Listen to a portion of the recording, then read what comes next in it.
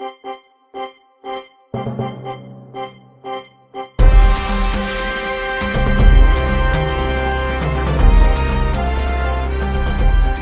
day and welcome to the Apush newsroom. I'm your host Naomi, along with my co-anchor Allie. Boy, we have some great news to share today, isn't that right, Allie? That's right, we sure do. Yeah. The 1970s are bursting at the seams, so let's dive right in. Reporting live from Vietnam, let's catch up with Anna. Hi, this is Anna. I'm here live in Vietnam. Run for your lives! This has been one of the longest wars in U.S. history and has resulted in over 2 million deaths of the Vietnamese and 60,000 American deaths. Run! Watch out! Get down! Sorry about that. This all began after Vietnam broke from France and became a communist North and anti-communist South. By 1958, the Viet Cong or communists started waging guerrilla warfare against the South Vietnamese, and America just kept sending more and more troops into Vietnam. Oh! Johnson started airstrikes. The Tet Offensive of 1968 resulted in more anti-war sentiment. And finally, in 1970, Nixon advocated Vietnamization, the withdrawal of American troops from Vietnam, and the training of Southern Vietnamese people so they could fight for themselves.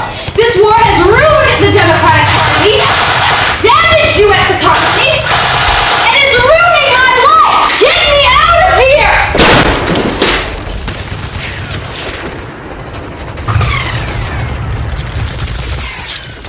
Back to you, Allie!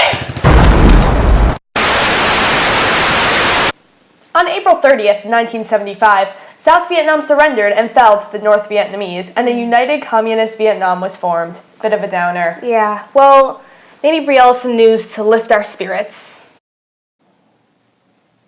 Hello, I'm in Louisiana, and it is the summer of 1973. The only thing longer than the days here are the gas lines. I'm here with Mrs. Smith, who has been waiting for hours just to purchase some gas. It's a total nightmare up here. Since gas stations are closed on Sundays, I tried to get here early yesterday, Monday morning. But apparently, because my license plate has an odd number as the last digit, I had to come back today, Tuesday, since the 9th of August, an odd number. Ugh, I'm sick of the high prices, the fuel shortages, and everything about this OPEC crisis. I just want to take a second to say thank you to the Organization of the Petroleum Exporting Countries for prohibiting any nations who support Israel in the Yom Kippur War from buying any oil. Sorry, I'm American. You know, this caused the New York Stock Exchange to lose $97 billion. Talk about one of the worst recessions ever. Pop it, Sally! Well, Naomi, I guess that wasn't the uplifting news you were looking for. Back to you. Yeah, not really, Brielle. Even when the oil embargo was lifted in March of 1974, oil prices remained quite high and the effects of the crisis continued to roll out. This is evidenced by the national speed limit being reduced to 55 miles per hour and the introduction of year-long daylight savings times from 1974 to 1975. One of the few things that benefited from the oil crisis was the environmentalist movement.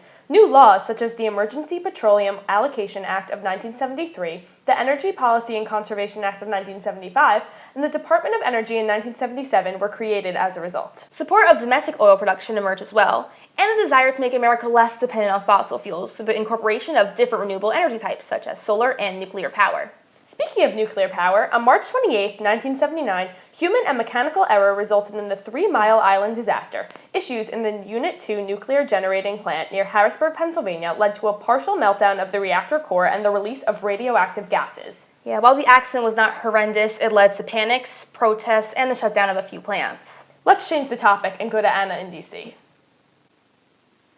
Hi, I'm Anna, and I'm here in Washington, D.C.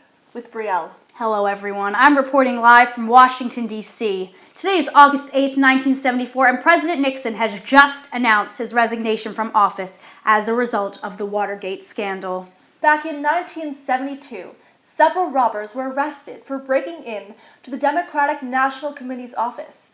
These burglars were connected to Nixon's re-election campaign, and Nixon himself covered up the situation with various amounts of hush money to keep the crime from the FBI. A few months ago, this cover-up fell through, and last month the Supreme Court ordered Nixon to turn over tapes of conversations he secretly recorded in the Oval Office. This evidence would prove his guilt.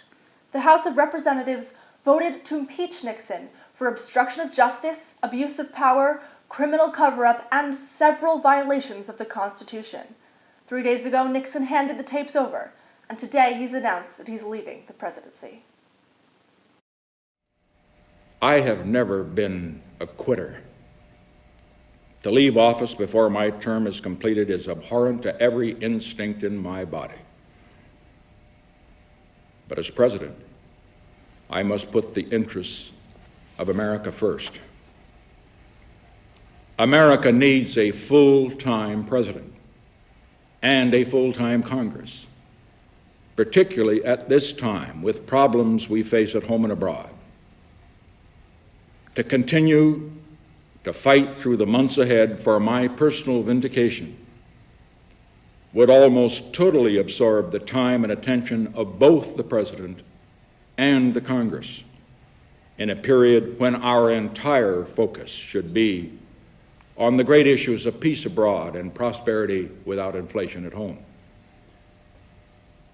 Therefore, I shall resign the presidency effective at noon tomorrow. Vice President Ford will be sworn in as president at that hour in this office. Fortunately for Nixon, President Ford pardoned him for his crimes. Now, unfortunately for Nixon's aides, they were convicted and sent to federal prison. I guess not all of us could be so lucky. Thank you for joining us today. I'm Allie. And I'm Naomi, and on behalf of Anna and Brielle, saying, it's almost noon. Do you know where your Henrietta textbook is?